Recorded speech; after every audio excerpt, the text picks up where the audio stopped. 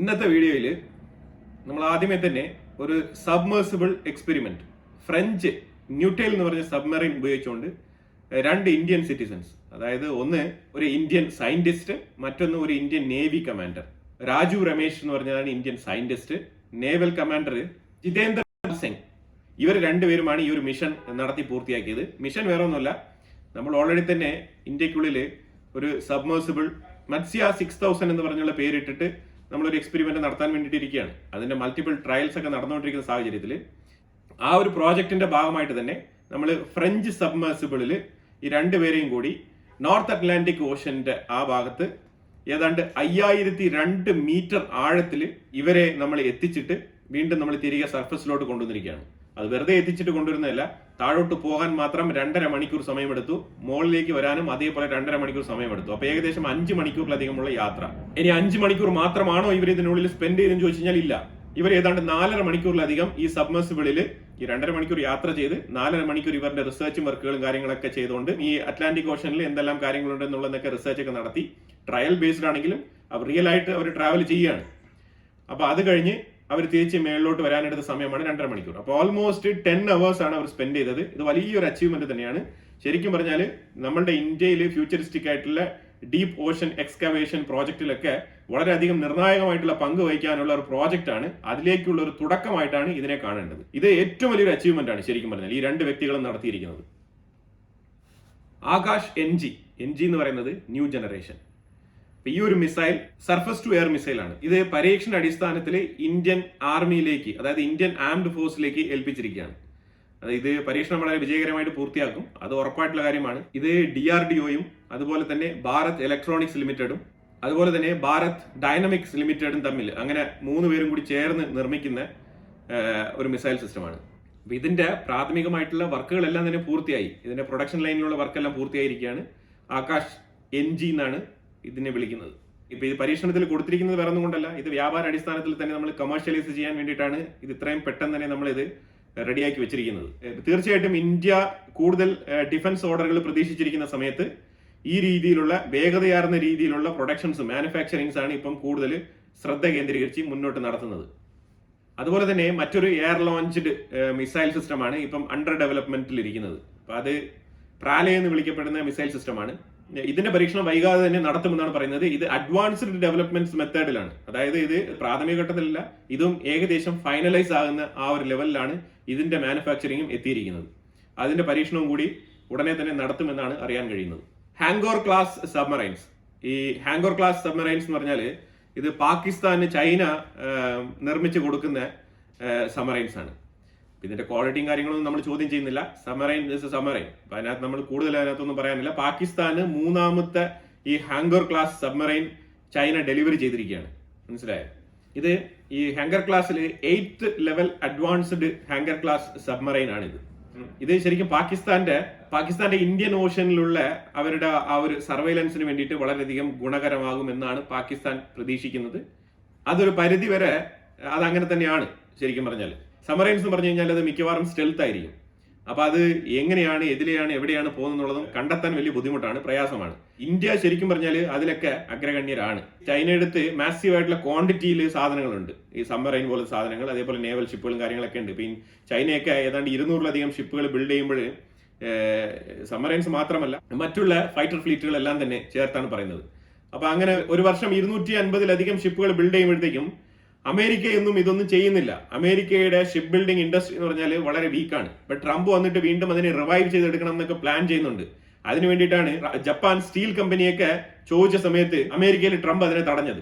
Japan steel company കൊടുക്കാൻ എനിക്ക് താല്പര്യമില്ല എന്നുള്ള രീതിയിലുള്ള സ്റ്റേറ്റ്മെന്റ് ഒക്കെ ട്രംപിന്റെ ഭാഗത്ത് നിന്ന് വന്നിട്ടുണ്ടായിരുന്നു. അതിന്റെ പ്രധാനപ്പെട്ട കാരണം ഇതാണ്, ട്രംപ് ഈ സ്റ്റീൽ വെച്ചിട്ട് പല പ്രോജക്റ്റുകളും മനസ്സിൽ കരുതിയിട്ടുണ്ടായിരുന്നു. പക്ഷെ അതൊക്കെ ഈ ചുരുങ്ങിയ കാലയളവിൽ ട്രംപ് ഇപ്പൊ ചെയ്തുകൊണ്ടിരിക്കുന്ന കാര്യങ്ങളൊക്കെ കഴിഞ്ഞ തവണ ഭരണത്തിൽ വന്നിരുന്ന സമയത്ത് ചെയ്തിരുന്നെങ്കിൽ അതിന്റെ തുടർച്ച എന്നുള്ള നിലയിൽ കുറച്ചുകൂടെ ആ ഒരു മിഷൻ അക്കംപ്ലിഷ് ചെയ്യാമായിരുന്നു.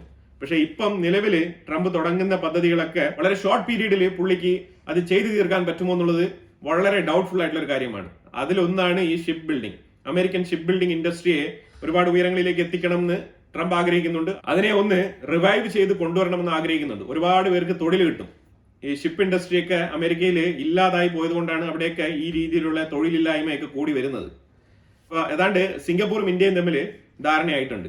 സിംഗപ്പൂർ വളരെ ശക്തമായിട്ട് പറഞ്ഞിരിക്കുന്നത് സെമി കണ്ടക്ടർ മേഖലയിലുള്ള സപ്ലൈ ചെയിൻ അത് ഒരു ഇന്ററപ്ഷനും കൂടാതെ നടക്കാൻ ഇന്ത്യയുടെ പാർട്ടിസിപ്പേഷൻ വളരെ അനിവാര്യമാണെന്ന് സിംഗപ്പൂർ പറഞ്ഞു വെച്ചിട്ടുണ്ട്. അതുകൊണ്ട് ഈ സെമി കണ്ടക്ടർ മേഖലയിൽ ചേർന്ന് പ്രവർത്തിക്കാൻ വേണ്ടിയിട്ട് ധാരണയായിട്ടുണ്ട്. ആ ഒരു വാർത്ത ഇന്നലെ നമ്മൾ പറഞ്ഞിട്ടുണ്ടായിരുന്നു. പക്ഷെ അതേസമയം അതിന്റെ ഫർദർ ഡെവലപ്മെന്റ്സ് മുന്നോട്ട് പോയിട്ടുണ്ട്. അതും കൂടി നമ്മളിവിടെ പറയേണ്ടതുണ്ട്. Chinese foreign minister Wang Yi തിങ്കളാഴ്ച ഇന്ത്യയിലുണ്ടാവും. ഇന്ത്യയിൽ നാഷണൽ സെക്യൂരിറ്റി അഡ്വൈസർ അജിത് ഡോവലുമായിട്ടും അതുപോലെ തന്നെ എക്സ്റ്റേണൽ അഫയേഴ്സ് മിനിസ്റ്റർ ജയശങ്കറുമായിട്ടും കൂടിക്കാഴ്ച നടത്തുന്നതാണ് പറയപ്പെടുന്നത്. 2 ദിവസം ഇന്ത്യയിൽ ഉണ്ടായിരിക്കും. ഇത് ഫർദർ ആയിട്ടുള്ള മോദിയുടെ ബെയ്ജിംഗ് വിസിറ്റുമായിട്ട് ബന്ധപ്പെട്ട് അതുപോലെ തന്നെ ഇന്ത്യ ചൈന ബോർഡർ തർക്കവുമായിട്ട് ബന്ധപ്പെട്ടുള്ള വിഷയങ്ങളൊക്കെ ഒന്ന് അമിക്കബിൾ ടെമ്പററി സൊല്യൂഷൻ ഉണ്ടാക്കിക്കൊണ്ട് ഇന്ത്യയുടെയും ചൈനയുടെയും ബന്ധം കൂടുതൽ ശക്തിപ്പെടുത്താൻ വേണ്ടിയിട്ടുള്ള നെക്സ്റ്റ് ലെവൽ ചർച്ചയ്ക്കാണ് വഴിയൊരുക്കുന്നതായിട്ട് മനസ്സിലാക്കാൻ പറ്റുന്നത്. ചൈനീസ് ഫോറിൻ മിനിസ്റ്റർ വാങ് യിയുടെ ഇന്ത്യ വിസിറ്റ് കൊണ്ട് അതാണ് ഉദ്ദേശിക്കുന്നത്.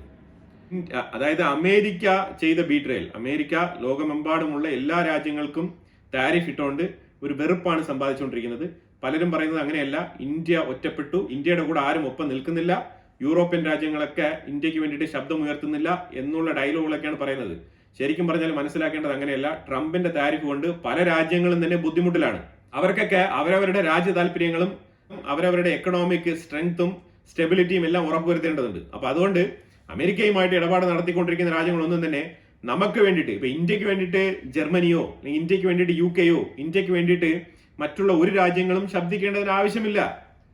ഒരു കാര്യമാണ് മനസ്സിലാക്കേണ്ടത്, ഇത് ഡിപ്ലോമാറ്റിക് റിലേഷൻഷിപ്പാണ്. ഈ ഡിപ്ലോമാറ്റിക് റിലേഷൻഷിപ്പിൽ വരുന്ന ചില തർക്കങ്ങൾക്കും ചില പടലപ്പിണക്കങ്ങൾക്കൊക്കെ മറ്റുള്ള രാജ്യങ്ങൾ കയറി ഇടപെടാറില്ല. അത് ഡിപ്ലോമസി അല്ല. അതാണ് മനസ്സിലാക്കേണ്ടത്. പിന്നെ റഷ്യൻ പ്രസിഡന്റ് വ്ളാഡിമിർ പുടിൻ ട്രംപിനെ കണ്ട് സംസാരിച്ച സമയത്ത് ഇന്ത്യയുടെ വിഷയം സൂചിപ്പിച്ചതായിട്ടുള്ള വാർത്തകൾ പുറത്തു വരുന്നുണ്ട്. എന്താണ് സൂചിപ്പിച്ചെന്ന് പറഞ്ഞാൽ, ഇന്ത്യക്ക് മേളിൽ ഇങ്ങനെ താരിഫ് ഇടേണ്ട ഒരു ആവശ്യമില്ല, നിങ്ങൾ ഏത് പ്രശ്നമുണ്ടെങ്കിലും ഡയലോഗ് ഡിപ്ലോമസിയിലൂടെ തീരുമാനിക്കണം, അതാണ് ഏറ്റവും ഉചിതം. അല്ലാതെ ഒരു രാജ്യത്തിന്റെ മേളിൽ താരിഫ് ഇട്ടിട്ട് I'm not willing to talk അല്ലെങ്കിൽ I'm not willing to negotiate, ഞാൻ അത് റീകൺസിഡർ ചെയ്യാൻ താല്പര്യപ്പെടുന്നില്ല എന്നൊക്കെ പറഞ്ഞു കഴിഞ്ഞാൽ അത് ഡിപ്ലോമസിയിൽ ഇല്ലാത്തൊരു ലാംഗ്വേജ് ആണ്. ആ രീതിയിൽ നിന്നും ഡൊണാൾഡ് ട്രംപ് പിന്മാറി ഉചിതമായ തീരുമാനമെടുക്കണം, നെഗോസിയേഷൻ ടോക്ക് മുന്നോട്ട് കൊണ്ടുപോകണം. അങ്ങനെ ഒരു ഉപദേശം കൂടി കൊടുത്തിട്ടുണ്ട്. അപ്പൊ അത് ഇന്ത്യയുടെ ഒരു ഡോമിനൻസ് എത്രമാത്രം ഉണ്ട് എന്നുള്ളത് അമേരിക്കയ്ക്ക് മനസ്സിലാക്കി കൊടുക്കുന്ന ഒരു മൊമെന്റ് കൂടിയായിരുന്നു അത്. കാരണം അമേരിക്ക വളരെ വ്യക്തമായിട്ട് റഷ്യയെ കൃത്യമായിട്ട് അംഗീകരിച്ചിരിക്കുകയാണ്, ഫുൾ ആൻഡ് ഫുൾ അംഗീകരിച്ചിരിക്കുകയാണ്. അതിന്റെ സൂചനയാണ് റെഡ് കാർപ്പറ്റ് വെൽക്കം അലാസ്കയിൽ പുടിന് നൽകിയത്. അതുകൊണ്ട് ഇതിനകത്ത് ഒരു രീതിയിലും ജസ്റ്റിഫൈ ചെയ്യേണ്ട ആവശ്യമില്ല. അമേരിക്കൻ പ്രസിഡന്റ് ഡൊണാൾഡ് ട്രംപ് ചെയ്യുന്ന പ്രവൃത്തികൾ, പ്രത്യേകിച്ചും ഇന്ത്യ എടുത്ത് കാണിക്കുന്ന പ്രവൃത്തികൾ വളരെ മോശമാണ് എന്ന് തന്നെയാണ് അഭിപ്രായം. അത് വൈകാതെ തന്നെ US നിന്ന് തന്നെ ഇതിനെക്കുറിച്ചുള്ള ചോദ്യങ്ങളും തിരിച്ചടികളും നേരിടുന്ന സാഹചര്യത്തിൽ ട്രംപ് ഇന്ത്യയെ വിളിച്ച് സംസാരിച്ച് നെഗോഷിയേറ്റ് ചെയ്യാനുള്ള സാധ്യത വളരെ കൂടുതലാണ്. നമുക്ക് ഓൾറെഡി തന്നെ അവിടെ ഒരു നെഗോസിയേഷൻ ടീം ഉണ്ട്, നമ്മളൊരു ഏജൻസിയെ ഏൽപ്പിച്ചിട്ടുണ്ട്. അവരാണ് നമുക്ക് കാര്യങ്ങളൊക്കെ ഇൻഫോം ചെയ്യുന്നത്. നമുക്ക് മീൻസ് ഇന്ത്യയിലേക്ക്, അവരാണ് ഇന്ത്യയിലേക്ക്, ഇന്ത്യൻ ഡയസ്പൊറയിലേക്ക് ഈ കാര്യങ്ങൾ കൺവേ ചെയ്യുന്നത്. അത് ത്രൂ ആണ് നമ്മളുടെ ഇന്ത്യൻ ഫോറിൻ മിനിസ്റ്റേഴ്സ്, അംബാസിഡർ കാര്യങ്ങളൊക്കെ ഇതൊക്കെ അറിയുന്നത്. അപ്പൊ ആ രീതിയിൽ USA ഇന്ത്യയെ നെഗോഷിയേഷൻ വിളിക്കാനുള്ള സാധ്യത വളരെ കൂടുതലാണ്. ഈ നെഗോസിയേഷൻ എന്ന് ഉദ്ദേശിക്കുന്നത് നമ്മൾ ഓൾറെഡി നിർത്തി വെച്ചിരിക്കുന്ന ബൈലേറ്ററൽ ട്രേഡ് എഗ്രിമെന്റുമായിട്ട് ബന്ധപ്പെട്ട ഡിസ്കഷൻസ് ഉണ്ട്. അപ്പൊ അതിലേക്ക് വീണ്ടും നമ്മൾ ഫോക്കസ് ചെയ്യും. അതുപോലെ തന്നെ അഗ്രികൾച്ചർ, ഡയറി പ്രോഡക്റ്റ്, ഈ മേഖലകളിലൊക്കെ നമ്മളുടെ നിലപാട് വളരെ വ്യക്തമായിട്ട് നമ്മളുടെ ഫാർമേഴ്സിന്റെ സംരക്ഷിച്ചുകൊണ്ട് തന്നെ നമ്മൾ ഈ നെഗോസിയേഷനിൽ മുന്നോട്ട് പോകും എന്നാണ് മനസ്സിലാക്കാൻ പറ്റുന്നത്. അത് ഉടനെ നാളെ വിളിക്കണം എന്നില്ല, കുറച്ച് ടൈം എടുത്ത് വിളിക്കും. പക്ഷേ ഇത് തന്നെയായിരിക്കും ഈ ഒരു നെഗോസിയേഷനിൽ മുന്നോട്ട് പോകുന്ന വിഷയങ്ങൾ. അതുപോലെ Indian external affairs minister Jaishankar south കൊറിയയുടെ എക്സ്റ്റേണൽ അഫയേഴ്സ് മിനിസ്റ്റർ അഥവാ ഫോറിൻ മിനിസ്റ്ററുമായിട്ട് ചർച്ച നടത്തിയിട്ടുണ്ട്. അതായത് സൗത്ത് കൊറിയയുടെ ഫോറിൻ മിനിസ്ട്രി ടീം ഇന്ത്യയിലുണ്ട്, ഡൽഹിയിൽ. അതായത് നമ്മളുടെ വാർത്തകൾ നിങ്ങൾ നോക്കി കഴിഞ്ഞാൽ ഉടനീളം മനസ്സിലാക്കാൻ പറ്റും എത്ര രാജ്യങ്ങളിൽ നിന്നുള്ള ലീഡേഴ്സാണ് ഇന്ത്യ സന്ദർശിച്ചു പോകുന്നത്. അവരാരും തന്നെ ഈ താരിഫിനെ മൈൻഡ് ചെയ്യുന്നില്ല എന്നുള്ളതാണ്. സൗത്ത് കൊറിയയ്ക്കും ഇന്ത്യക്കും ഇടയിൽ ഈ രീതിയിലുള്ള താരിഫ് പ്രശ്നങ്ങളില്ല. ഇന്ത്യക്കുള്ളിൽ സ്റ്റാൻഡേർഡ് ആയിട്ടുള്ള ചില ഐറ്റത്തിന് വേണ്ടിയിട്ട്, ചില കമോഡിറ്റി പ്രോഡക്റ്റിന്റെ മേലിൽ താരിഫ് ഉണ്ട്. അത് ഇന്ത്യക്കുള്ളിൽ മാനുഫാക്ചറിങ് ചെയ്യുന്നതുകൊണ്ട് ആ പ്രോഡക്റ്റിന്റെ മാർക്കറ്റ് സംരക്ഷിക്കാൻ വേണ്ടിയിട്ട് ഇന്ത്യ കൊടുത്തിരിക്കുന്ന താരിഫാണ്.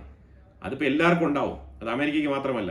അതിലുപരിയായിട്ട് ട്രംപിന്റെ താരിഫ് പ്രഖ്യാപനം കൊണ്ട് സൗത്ത് കൊറിയയ്ക്കും ഇന്ത്യക്കും ഇടയിൽ പുതിയതായിട്ട് പ്രശ്നങ്ങളൊന്നും ഉണ്ടായിട്ടില്ല. അതാണ് നമ്മൾ മനസ്സിലാക്കേണ്ടത്. ആ സാഹചര്യത്തിൽ ഇപ്പോൾ സൗത്ത് കൊറിയ ഇപ്പോൾ ഇന്ത്യയിലേക്ക് വന്നിട്ടുണ്ട്.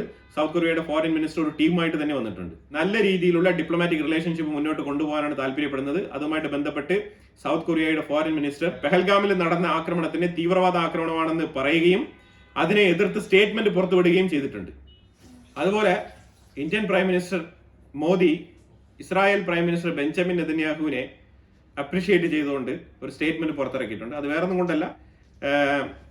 വേറൊന്നും കൊണ്ടല്ല ഇന്ത്യക്ക് വേണ്ടിയിട്ട് ഇൻഡിപെൻഡൻസ് ഡേ വിഷസ് അറിയിച്ചിട്ടുണ്ടായിരുന്നു Israel prime minister Benjamin Netanyahu. അതിനെ അപ്രീഷിയേറ്റ് ചെയ്തുകൊണ്ടുള്ള ഒരു സ്റ്റേറ്റ്മെന്റ് പുറത്തിറക്കിയതായിട്ടാണ് മനസ്സിലാക്കാൻ പറ്റുന്നത്. ഇതിലുപരിയായിട്ട് വെറും അപ്രീസിയേഷൻ നോട്ട് അല്ല അത്. ഇതിന്റെ പുറകിൽ വേറൊരു കാര്യമുണ്ട്. ആ കാര്യം വളരെ വ്യക്തമാണ്. ആ കാര്യം ഇറാൻ, പാകിസ്ഥാൻ, ബലൂചിസ്ഥാൻ മേഖല, അതുമായിട്ട് ബന്ധപ്പെട്ട് അമേരിക്കയുടെ ഇപ്പോഴത്തെ ഇടപെടൽ, ബലൂചിസ്ഥാനികളുടെ ലിബറേഷൻ ആർമി എന്ന് പറയുന്ന ആ ഫോഴ്സിനെയൊക്കെ തീവ്രവാദികളായിട്ട് ലിസ്റ്റ് ചെയ്തുകൊണ്ട് അമേരിക്കയുടെ ആ ഒരു ഉത്തരവ് ഇറങ്ങിയതിനെ തുടർന്ന് ഇന്ത്യയും ഇസ്രായേലും തമ്മിൽ നല്ല രീതിയിലുള്ള ഒരു ക്ലോസ് റിലേഷൻഷിപ്പ് ഡെവലപ്പായി വരുന്നുണ്ട്. ഓൾറെഡി തന്നെ ഇസ്രായേലും ഇന്ത്യയും നല്ല ബന്ധത്തിലാണ് ഉള്ളത്. പക്ഷെ എന്നിരുന്നാലും കുറച്ചുകൂടെ ശക്തിപ്പെടുന്നുണ്ട്. ട്രംപ് ചെയ്തു തരുന്ന ഓരോ ഉപകാരങ്ങളാണ് ഇതൊക്കെ. ആ രീതിയിൽ ഇസ്രായേലും ഇന്ത്യയും ബലൂചിസ്ഥാനികളെ ബാക്കപ്പ് ചെയ്യുന്നോ എന്നുള്ളത് നിങ്ങൾക്ക് വിശദമായിട്ട് അറിയണം എന്നുണ്ടെങ്കിൽ നമ്മളുടെ തന്നെ മറ്റൊരു ചാനലുണ്ട്, ഇൻസൈറ്റ്സ് മലയാളം എന്നുള്ളത്. ആ ചാനലിൽ ഇതിനെക്കുറിച്ചുള്ള വീഡിയോ ഞാൻ ഇടുന്നതായിരിക്കും. ലിങ്ക് ഫസ്റ്റ് കമന്റിൽ പിൻ ചെയ്തേക്കാം.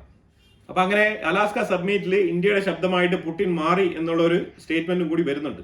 അതായത് ഇപ്പോഴാണ് ഇവർ 3.5 മണിക്കൂറോളം ഇവർ സംസാരിക്കേണ്ടായി, ഈ പുടിനും ട്രംപും. ഇവർ ഈ 3.5 മണിക്കൂറോളം എന്താണ് സംസാരിച്ചത് എന്നുള്ളതിനെ കുറിച്ചുള്ള ഡീറ്റെയിൽ ആയിട്ടുള്ള റിപ്പോർട്ടുകളൊന്നും പുറത്തു വന്നിട്ടില്ല. കുറച്ചായിട്ടുള്ള വിഷയങ്ങൾ ഇങ്ങനെ പുറത്തു വന്നുകൊണ്ടിരിക്കുകയാണ്. അതിലൊരു വിഷയം പുടിൻ വളരെ വ്യക്തമായിട്ട് ഇന്ത്യയെക്കുറിച്ച് പുടിൻ സംസാരിച്ചിട്ടുണ്ട്. അതുകൊണ്ടാണ് ഈ ഒരു സ്റ്റേറ്റ്മെന്റ് പുറത്തു വന്നിരിക്കുന്നത്. അതുപോലെ ഫോറിൻ സെക്രട്ടറി വിക്രം മിശ്രി നേപ്പാൾ സന്ദർശിക്കുകയാണ് 17-ാം തീയതി. ഇന്ത്യ നേപ്പാൾ ബയലേറ്ററൽ ടൈസുമായിട്ട് ബന്ധപ്പെട്ടുള്ള ചർച്ചകൾ മുന്നോട്ട് കൊണ്ടുപോകാനാണ് വിക്രം മിശ്രി നേപ്പാളിൽ പോകുന്നതായിട്ട് മനസ്സിലാക്കാൻ പറ്റുന്നത്.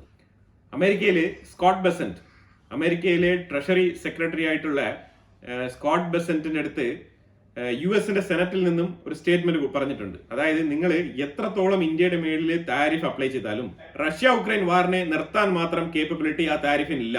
അതായത് ട്രംപിന്റെ താരിഫിന് പുടിന്റെ റഷ്യ യുദ്ധത്തിനെ നിർത്താൻ മാത്രമുള്ള കപ്പാസിറ്റി ഇല്ല എന്നാണ് പറഞ്ഞു വെക്കുന്നത്. അതിനു പകരം നിങ്ങൾ ഉക്രൈന് എയ്ഡ് കൊടുക്കാനുള്ള വഴി നോക്കൂ എന്നാണ് പറയുന്നത്. പക്ഷേ അമേരിക്ക പൂർണ്ണമായിട്ടും ഉക്രൈന്റെ ആ ഒരു യുദ്ധത്തിൽ നിന്നും പിന്മാറും എന്നാണ് മനസ്സിലാക്കാൻ പറ്റുന്നത്. അതായത് ട്രംപ് നെക്സ്റ്റ് ലെവൽ ചർച്ച യൂറോപ്യൻസിനടുത്തും അതുപോലെ തന്നെ ഉക്രൈൻ്റെ അടുത്തും നടത്തും.